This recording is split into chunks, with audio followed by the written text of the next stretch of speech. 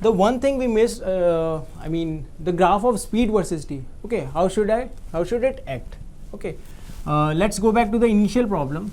What's happening is, initial problem, what we did is, particle was projected with some velocity, okay, and it will reach at some maximum height and then it will come back. So we have drawn velocity versus time graph.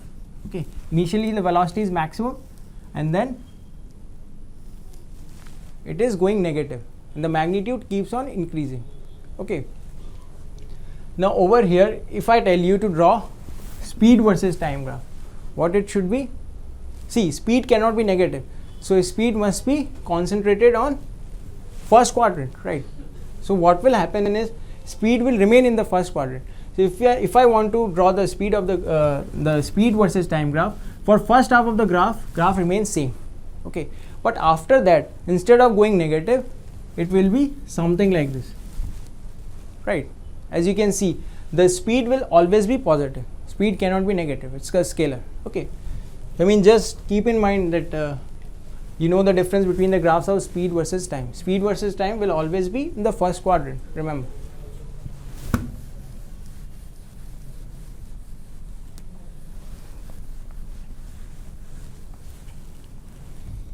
So based on these questions we did, let's do a quick example. Over here, let's say I have one ball which is at rest, and let's say I provide initial velocity u in the upward direction. This is ground, and we have another ball which is at rest over here. So initial velocity is 0 for this, and what's happening is, simultaneously the ball 1 is projected upwards and the ball 2 is dropped downwards with 0 velocity, okay, simultaneously. Okay, so what I need to find is, this is particle 2. What I need to find is, how should the graph between the relative velocity of 1 and 2 vary with respect to time, okay, or v relative velocity, how relative velocity should vary with respect to time. Remember, both the graphs or both the balls actually are starting simultaneously, right? So see, how should we do that? Over here,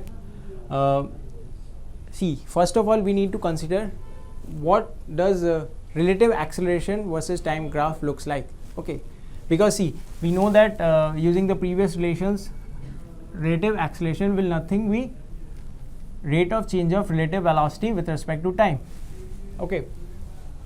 So let's see how relative acceleration is changing with time, okay.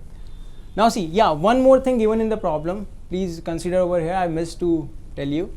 Over here, this particle is moving down and then it is not rebounding, okay. So remember, particle 2 is not rebounding, somehow it is coming to rest, okay. So the journey will be like this: the first particle will move up, reaches that same height, and this velocity is such that it reaches height h, okay. So it reaches height h and then it will move down, okay. Simultaneously this particle 2 is actually moving down, right? Now if I want to draw relative acceleration, what is relative acceleration? Acceleration experienced by particle 1 minus acceleration experienced by the particle 2. Now over here, the only acceleration which these two particles are experiencing is the gravitational acceleration, okay. So both will be the same, this a1 and a2 will be the same, right? So relative acceleration is exactly 0, right, because there is no other acceleration or there is no other force which these particles 1 and 2 are experiencing, okay. Therefore we can clearly say that with time, and with time what's happening is, relative acceleration remains same up to the point when this particle comes to at rest, okay, because the moment after, what's happening is, we have only one particle which is in motion, the other particle is at rest, okay. So for the first half of the motion, this relative acceleration will remain at 0, okay. So if relative acceleration is 0, dv by dt, what will happen is, this will remain constant, or in fact a line which is parallel to the x-axis. Okay. Okay. Right, because acceleration is 0 and rate of change of relative velocity is nothing but the relative acceleration. Okay. Therefore, over here this has to be a line with 0 slope.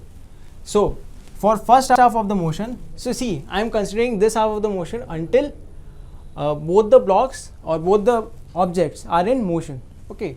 Now, if one of the object, as we know, the two will come at rest at midway. Okay. Till then, the relative velocity will be constant. Okay, because relative acceleration is 0, right? Now, try to analyze what's happening after that. After that, what's happening is this 2 is coming to rest. Okay. So, I mean, both, I just write over here, both particles are in motion up to this, let's say up to time t1. And after this, what's happening is one of the particle is coming to rest. So, for this motion, which particle is coming to rest? Particle 2. Okay, it will not rebound, but this will go up and then this will come down. So, we have only particle 1 in motion after this. Okay. Now, since we have only one particle is motion, now the relative velocity will not be constant. Okay, because now what will happen is over here the relative acceleration, see, because acceleration experienced by one of the particle 2 will be 0. Okay, so we'll have some value of acceleration. Okay, therefore it cannot be constant. Okay, the other thing is, see, this will happen after this particle 1 reaches the topmost point. Okay, after that what will happen is the velocity is in the negative direction and it will keep on increasing. Okay, so again, in order to find relative velocity, that is nothing but velocity 1 minus velocity 2. Now we know that velocity 2 will be 0 for second half of the journey. Okay, therefore I can just put this to be 0, but v1 will remain and it will keep on increasing, obviously in the negative direction, right? Because as it moves up, it has to come down under the action of gravity. Okay, so what we can say over here is, after this, after t1, the relative velocity keeps on increasing. Okay, but in the negative direction. Or we can say that speed keeps on increasing. Technically, the velocity, the negative direction is increasing. So did you understand that? Over here, see, what's happening is one of the particle is coming to rest. Okay, therefore over here now my relative acceleration is not 0. Okay, we have some net relative acceleration. Therefore, if acceleration, we have net relative acceleration which is not 0, over here that will be constant. Therefore, for second half of the journey, it will be a straight line with some slope. I mean, since over here that is negative, therefore the slope is negative. The thing is, okay. So quickly we can take another problem, similar problem.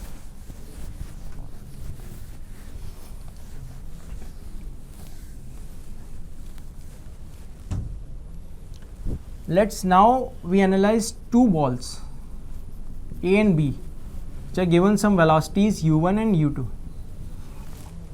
and let's say those are not equal. Let's say u1 is greater than u2. Now how to find the time period? I mean, we can just use the Newton's equation. Let's say time period when it come back, it will reach some height and then it will come back. So let's say if we put displacement to be 0, that will be initial velocity ut minus half gt square. Again, I am taking this to be positive. I mean, this is the convention we generally use. Okay. So over here, if this is 0, t will be equal to 2u by g. As you can see that this is nothing but time of flight. So this time of flight depends on or directly proportional to velocity, because g we are considering to be constant. Okay, so time is directly proportional to velocity. Okay, so over here we can see that the time of flight of both objects A and B will not be the same. Okay, since it is directly proportional to u, we can say that if u1 is greater than u2, time of flight of u1 or particle 1 has to be greater than that of particle 2. Okay. So see, both will go up and then it will come down. What we need to draw is relative velocity versus time. You can just write v relative. Okay, so see, again, first we need to take help of relative acceleration versus time. Okay, what should be the relative acceleration over here? See, both are experiencing g only. Okay, so what will happen is, and both are projected upwards. Okay, so initially the relative velocity will keep on increasing, right? And since this is the positive direction, the relative velocity keeps on increasing linearly. Okay, now after this, what will happen is, I am taking this point t1 when let's say this one of the particle comes back to ground. So after t1 we have only one particle moving, right? So after that the variation of linear velocity or relative velocity with time cannot be linear. Okay, now what will happen is, after that, since, because see, after that relative acceleration is not 0. Okay, so it will be something like this. What will happen is, initially, I mean, this is not the right graph. What you can draw is,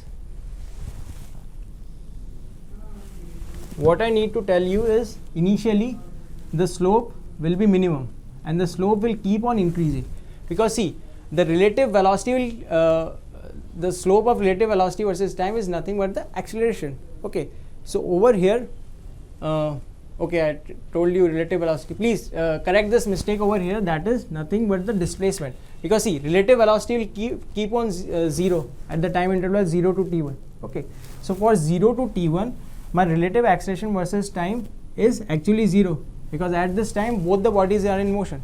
So this is exactly the graph of displacement, relative displacement versus time. Okay, relative displacement versus time keeps on increasing. As you can see, for this time interval 0 to t1, acceleration will be 0, relative acceleration will be 0, and relative velocity will be constant. So since relative velocity is constant, thereby over here the change in relative displacement versus time will be of same slope. Okay, now after that what will happen is, only we have one body in motion. Okay, thereby the slope cannot be same. As you can see, that slope is increasing. Okay, so try to think about this problem, and we'll be discussing some more problems in the next class. Thank you.